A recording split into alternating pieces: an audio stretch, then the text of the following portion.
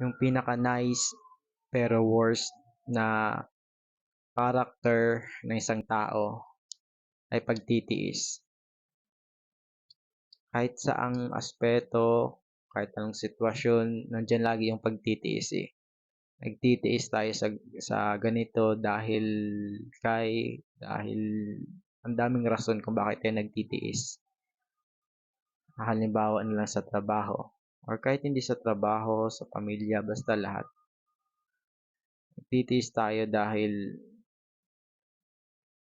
may rason. Kahit sinasabi natin na aalis na tayo sa pagtitiis na to, pero may mga pangyayari talaga na parang umahadlang. At kahit ayaw mo na, kahit napapagod ka na, kahit pagod ka na, kahit ayaw na ayaw mo na, nagtitiis ka pa rin dahil mahal mo yung sinusuportahan mo kung bakit mo pinagtitiisan yung isang bagay na to, yung ginagawa mo ngayon. Kahit sa relasyon, di ba?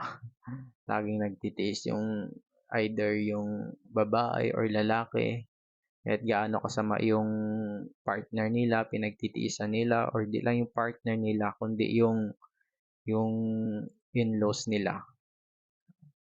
Tsaka yung sa trabaho, alam ko maraming makaka-relate na to, na ano ba gusto nating mag-quit, mag-resign na, pero hindi natin nagagawa kasi ang daming bayarin, ang dami nating sinusuportahan, ang daming rason, ang daming pumipigil na magandang rason kung bakit tayo nagtitiis. Okay lang naman yun, basta may ano lang, una mahalin mo muna yung sarili mo.